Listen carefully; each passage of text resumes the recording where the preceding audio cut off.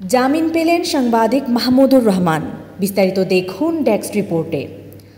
সাবেক প্রধানমন্ত্রী শেখ হাসিনার ছেলে সজীব ওয়াজেদ জয়কে অপহরণ ও হত্যা চেষ্টা মামলায় আত্মসমর্পণ করে কারাগারে যাওয়া আমার দেশ পত্রিকার সাবেক ভারপ্রাপ্ত সম্পাদক মাহমুদুর রহমান জামিন পেয়েছেন। আজ বৃহস্পতিবার ঢাকা মহানগর দায়রা জজ মোহাম্মদ আশামস জগলুল হোসেন শুনানি শেষে জামিনের এই আদেশ দেন।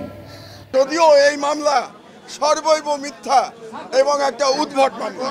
মামলাটিতে 7 বছরের দণ্ডপ্রাপ্ত বিনিয়োগ বোর্ডের সাবেক চেয়ারম্যান গত 29 সেপ্টেম্বর তিনি বিচারিক আদালত ঢাকায় দ্বিতীয় অ্যাডিশনাল চিফ মেট্রোপলিটন ম্যাজিস্ট্রেট আদালতে আত্মসমর্পণ করলে বর্তমান বিচারক মাহবুবুল হক জামিনের আবেদন নাকচ করে কারাগারে পাঠানোর আদেশ দেন।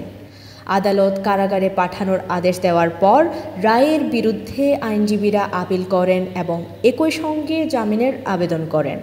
আদালত আপিল শুনানির জন্য গ্রহণ করেন এবং জামিন আবেদন মঞ্জুর করেন।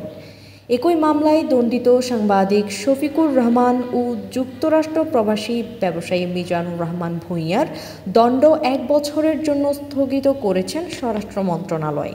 তাই তাদের কারাগারে যেতে হয়নি। তবে মাহমুদুর রহমান সাজা স্থগিতের কোনো আবেদন না করে আদালতে আত্মসমর্পণ করায় তাকে কারাগারে যেতে হয়। 2023 সালের 17 আগস্ট ঢাকার তৎকালীন দ্বিতীয় additional chief metropolitan magistrate Asaduzzaman Noor 5 আসামির 7 বছরে করে কারাদণ্ডের রায় ঘোষণা করেন।